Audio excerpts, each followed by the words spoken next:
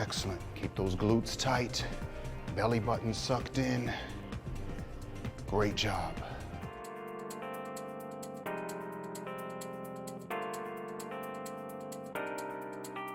Starting position.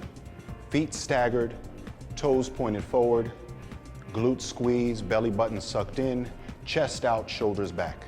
From this position, you're going to extend your right arm, return it back to starting position, extend your left arm, return it back to starting position. We'll perform a total of 12 reps each side. You ready? Let's go. Make sure you keep your core nice and tight. Excellent. Get full extension on each and every rep.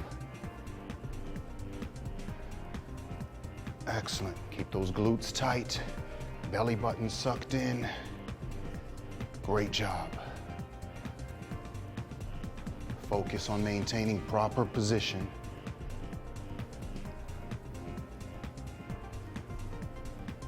Squeeze the shoulder blades back on each one.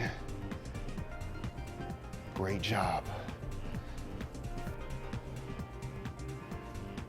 Good. Let's finish strong.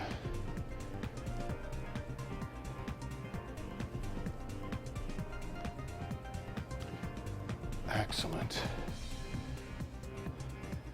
4 more each side.